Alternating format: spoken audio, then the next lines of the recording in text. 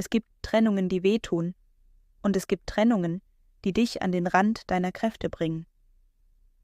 Eine Beziehung mit einem Narzissten zu beenden, gehört zur zweiten Kategorie. Denn hier geht es nicht nur um Liebeskummer. Es geht um Verwirrung, Manipulation, Schuldgefühle und manchmal sogar um offene Angriffe auf deinen Ruf, dein Leben und deine Sicherheit. Vielleicht bist du gerade an diesem Punkt. Du bist erschöpft, frustriert, verletzt. Du weißt, dass es so nicht weitergehen kann. Und trotzdem scheint der Schritt, wirklich zu gehen, unmöglich schwer. Warum? Weil Narzissten die Trennung zu einem psychologischen Schlachtfeld machen. In diesem Video erfährst du, warum es so schwer ist, einen Narzissten zu verlassen, welche fiesen Taktiken dich nach der Trennung erwarten und wie du dich Schritt für Schritt aus diesem Netz befreien kannst, ohne dich selbst zu verlieren. Ich werde dir auch zeigen, warum es nicht dein Versagen ist, wenn du immer wieder zurückgezogen wirst und wie du die Kontrolle zurückholst, selbst dann, wenn er sofort jemand Neues an seiner Seite präsentiert. Aber bevor wir starten, abonniere jetzt meinen Kanal und aktiviere die Glocke, damit du keine wichtigen Strategien im Umgang mit Narzissten verpasst. Und wenn du dich in meinen Worten wiedererkennst, dann lass direkt ein Like da. So weiß ich, dass diese Inhalte gebraucht werden. Also, lass uns anfangen und darüber sprechen, warum der Weg raus aus einer narzisstischen Beziehung oft der härteste Schritt deines Lebens ist. Eine Beziehung zu beenden ist nie einfach. Selbst wenn beide Partner emotional gesund sind, bleibt oft Traurigkeit zurück. Man kann anerkennen, wir haben uns auseinandergelebt. Danke für die gemeinsame Zeit. Es tut weh, aber es gibt Klarheit und meistens auch gegenseitigen Respekt. Mit einem Narzissten ist das anders. Bis du an dem Punkt bist, an dem du wirklich gehen willst, hast du oft schon Monate oder Jahre voller Manipulation, Lügen und Wutausbrüche hinter dir. Dein Selbstwert ist angegriffen, deine Gedanken sind verwirrt, deine Energie erschöpft. Viele Betroffene haben unzählige Versuche unternommen, den Narzissten zu verändern. Sie glauben, sie könnten ihn überzeugen, ihm seine Fehler aufzeigen, ihm helfen, ein besserer Mensch zu werden. Doch das passiert nicht. Stattdessen wiederholt sich der Kreislauf aus Hoffnung, Enttäuschung und erneuten Verletzungen. Ein weiterer Grund, warum viele nicht gehen: die Angst, der Narzisst könnte sich nach der Trennung ändern und all das Gute, das man sich so lange gewünscht hat, plötzlich einer anderen Person geben. Dieses Bild tut weh. Er ist liebevoll, aufmerksam, charmant, aber nicht mit dir, sondern mit der Nächsten.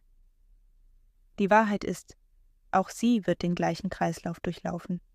Das Muster bleibt, nur das Spielbrett wechselt. Und dann ist da noch die Geschwindigkeit, mit der Narzissten Ersatz finden. Während du noch mit deinem Schmerz kämpfst, kann er schon am nächsten Wochenende mit einer neuen Partnerin auftauchen und es stolz in den sozialen Medien präsentieren. Dieser schnelle Wechsel ist kein Zeichen von Heilung, sondern von Oberflächlichkeit. Doch für dich fühlt es sich an wie ein Schlag in den Magen. Stell dir vor, du hast es geschafft. Du bist gegangen, hast den Kontakt reduziert oder komplett abgebrochen. Doch plötzlich meldet er sich wieder. Nicht wütend, nicht anklagend, sondern sanft, reumütig, voller Komplimente. Ich habe nicht gewusst, was für ein Glück ich mit dir hatte. Du bist das Beste, was mir je passiert ist. Bitte gib uns noch eine Chance. Das ist Hoovering, benannt nach dem Staubsauger, der alles wieder einsaugt. Es ist die zweite Runde des Lovebombing. Worte, Gesten und Versprechen, die wie Balsam auf deine Wunden wirken. Vielleicht hast du diese Sätze jahrelang insgeheim hören wollen. Und jetzt, wo du sie endlich bekommst, wirkt es verlockend. Dein Herz klammert sich an die Hoffnung. Vielleicht hat er es wirklich verstanden. Vielleicht wird diesmal alles anders. Doch die Realität ist, diese Phase hält selten lange. Anfangs wirkt er verändert, aufmerksam, liebevoll, zugewandt. Aber sobald er glaubt, dich wieder sicher zu haben, kehrt das alte Verhalten zurück. Die Kritik, das Schweigen, die Manipulation, der Kreislauf beginnt von vorn. Hoovering funktioniert, weil es 2 Dinge anspricht. Erstens, deine Sehnsucht nach dem Menschen, der er in den guten Momenten zu sein schien. Zweitens, deine Angst vor dem Alleinsein oder vor der endgültigen Trennung. Das Wichtigste, wenn er plötzlich wieder liebevoll wird: Erinnere dich an den Grund, warum du gegangen bist. Schreibe dir die verletzenden Situationen auf, damit du sie in schwachen Momenten nachlesen kannst. Denn ein paar warme Worte sind kein Beweis für eine echte Veränderung, sie sind nur der Köder, um dich zurück in dasselbe Spiel zu ziehen.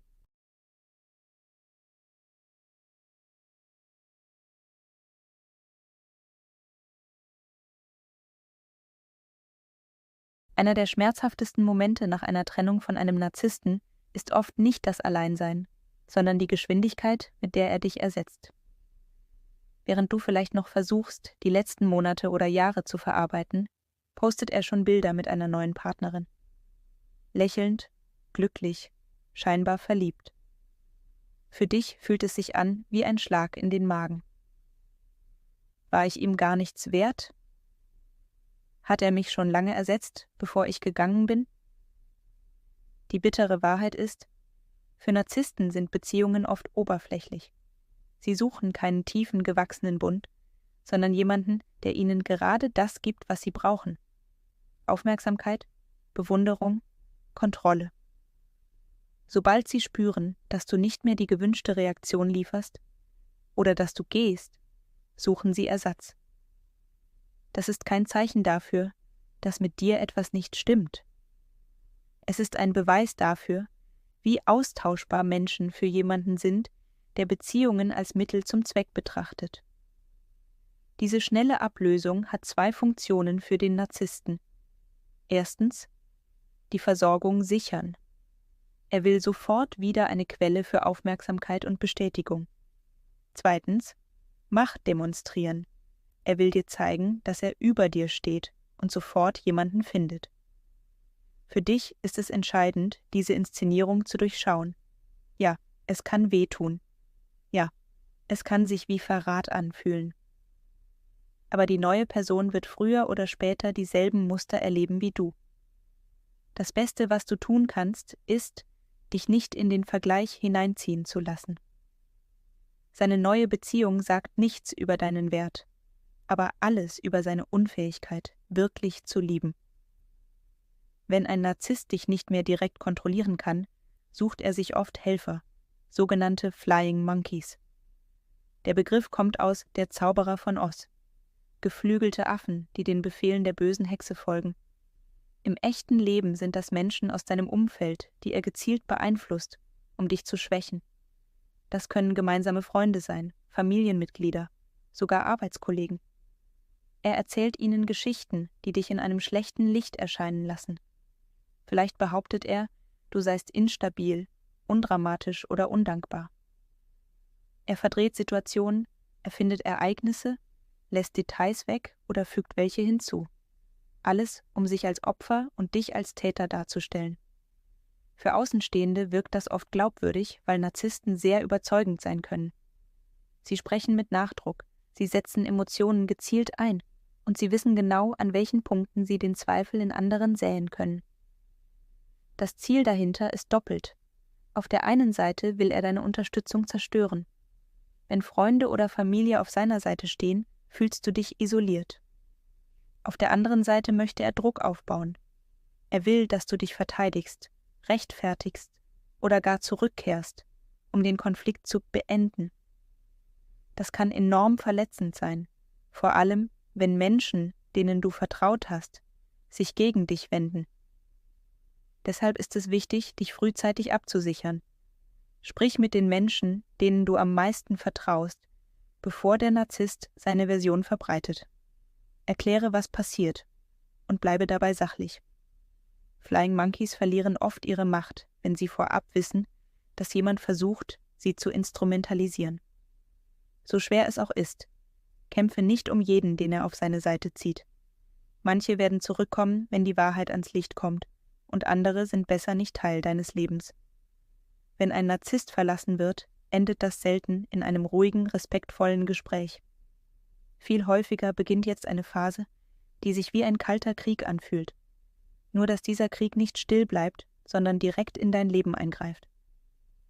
Für viele Betroffene ist das der härteste Teil der Trennung, der rechtliche und emotionale Gegenangriff. Ein Narzisst kann es nicht ertragen, die Kontrolle zu verlieren. In dem Moment, in dem du gehst, sieht er genau das. Er verliert Macht über dich. Und das kann für sein Ego ein nicht hinnehmbarer Schlag sein. Er empfindet es nicht nur als Zurückweisung, er empfindet es als öffentliche Demütigung. Und darauf reagiert er nicht mit Trauer, sondern mit Angriff. Hast du Kinder zusammen, dann wird er das Thema Sorgerecht zu seiner Bühne machen. Nicht unbedingt, weil er plötzlich Vater oder Mutter des Jahres werden will. Oft ist es schlicht ein Machtinstrument. Er kämpft um jedes Besuchsrecht, jede Übernachtung, jede Entscheidung.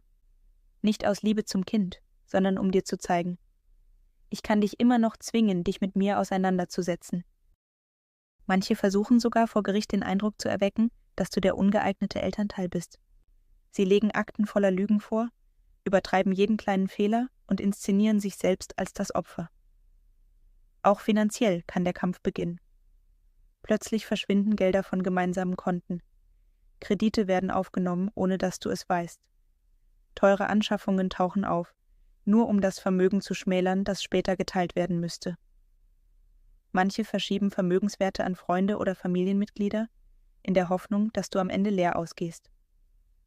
Und während du versuchst, dich zu organisieren, ruhig zu bleiben und deine Rechte zu wahren, läuft parallel der emotionale Angriff. Über Social Media, über Bekannte, manchmal sogar über deine Familie. Sie streuen Gerüchte, die so gezielt sind, dass sie dich mitten ins Herz treffen. Sie ist instabil. Er kann mit Geld nicht umgehen. Man kann ihr oder ihm nicht trauen. Diese Taktik dient einem einzigen Zweck: dich zu schwächen. Dich dazu zu bringen, in der Öffentlichkeit oder im Gerichtssaal defensiv zu reagieren, während er sich als der Vernünftige inszeniert. Die Gefahr in dieser Phase ist, dass du dich in das Spiel hineinziehen lässt, dass du jeden Angriff sofort kontern willst, dass du dich verzettelst, weil du auf jede Lüge reagieren musst. Genau das hofft er, denn je mehr du kämpfst, desto mehr sieht er, dass er noch Einfluss auf dich hat. Der beste Schutz beginnt nicht erst, wenn der Angriff da ist, er beginnt schon vorher. Dokumentiere alles, was wichtig ist: Nachrichten, E-Mails, Kontoauszüge. Führe ein Protokoll über Absprachen und halte dich selbst strikt an Regeln und Termine. Das macht es schwerer für ihn, dich anzugreifen, und einfacher für dich, dich zu verteidigen. Und vor allem, suche dir früh juristische Unterstützung. Am besten jemanden, der Erfahrung mit Persönlichkeitsstörungen hat. Denn nicht jeder Anwalt versteht, dass es in diesem Kampf nicht nur um Paragraphen geht, sondern um Psychologie.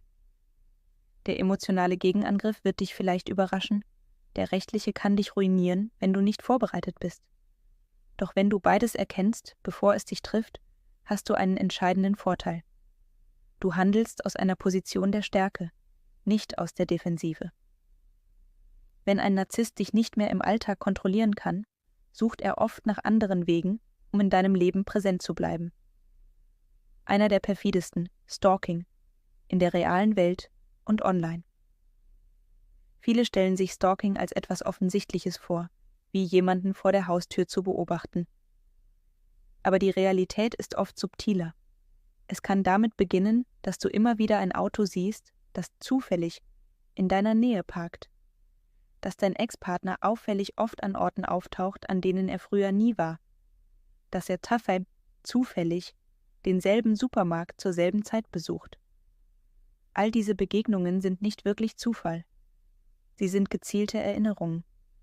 Ich bin noch da. Ich kann dich immer noch erreichen. Und dann gibt es die digitale Variante. Narzissten sind Meister darin, Social Media als Waffe einzusetzen. Sie liken plötzlich alte Fotos von dir, nur um dich aus dem Gleichgewicht zu bringen.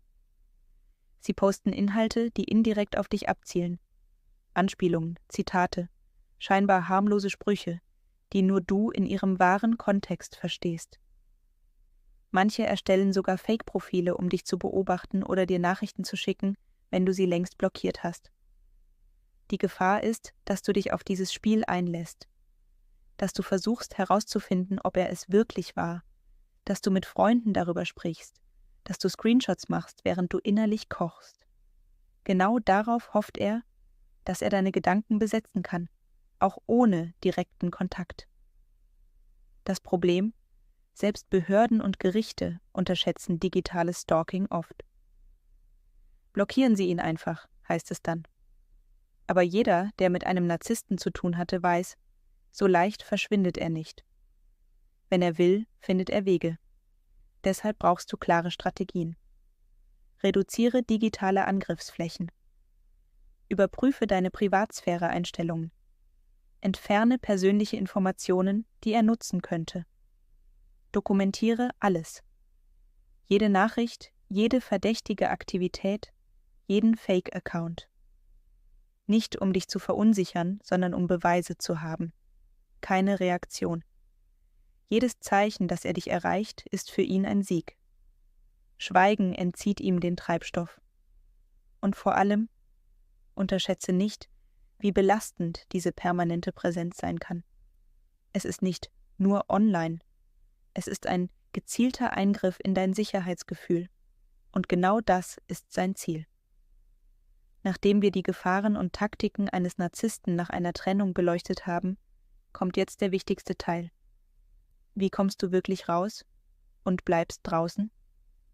Denn Wissen allein schützt dich nicht, wenn alte Emotionen dich wieder einholen. Du brauchst einen klaren Plan, der sowohl deinen Kopf als auch dein Herz berücksichtigt. Der erste Schritt ist Sicherheit vor Schnelligkeit. Viele Betroffene glauben, sie müssten sofort alles kappen, egal wie. Doch der sicherste Weg ist oft ein geplanter.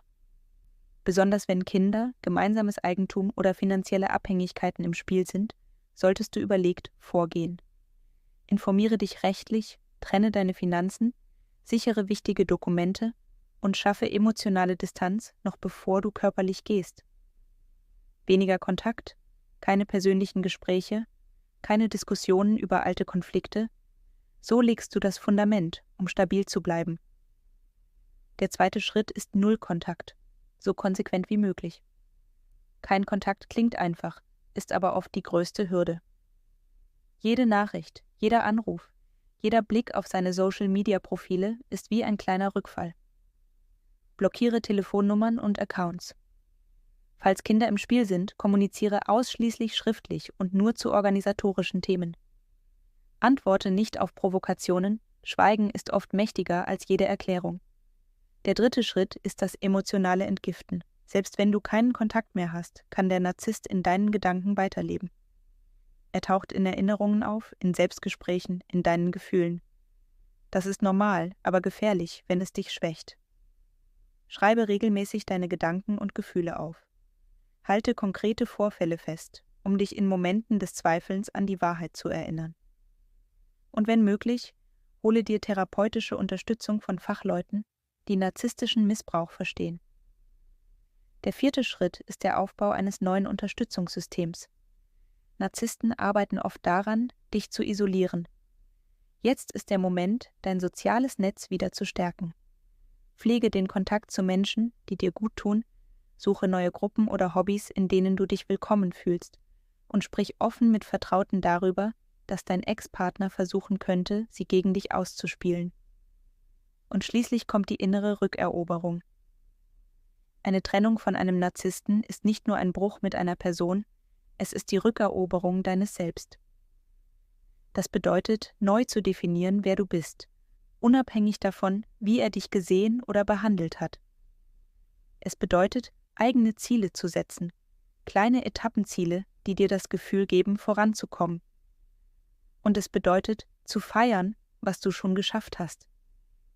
Jeder Tag ohne Rückfall ist ein Sieg. Vielleicht fühlst du dich gerade, als wärst du im Auge eines Sturms, still, aber umgeben von Chaos. Die gute Nachricht ist, Stürme ziehen weiter. Je klarer du bleibst und je weniger du auf Provokationen reagierst, desto schneller verlierst du für ihn den Reiz als Spielfigur. Du bist nicht das, was er dir eingeredet hat. Du bist nicht zu empfindlich, nicht zu schwierig, nicht zu wenig. Du bist jemand, der den Mut hat, sich aus einer destruktiven Dynamik zu befreien, und das ist mehr Stärke, als er jemals verstehen wird. Wenn dir dieses Video Mut gemacht hat, dann abonniere meinen Kanal, aktiviere die Glocke und hinterlasse ein Like. Teile gerne in den Kommentaren, welcher dieser Schritte dir am meisten geholfen hat oder welcher für dich der schwierigste war. So hilfst du nicht nur dir selbst, sondern auch anderen, die gerade denselben Weg gehen.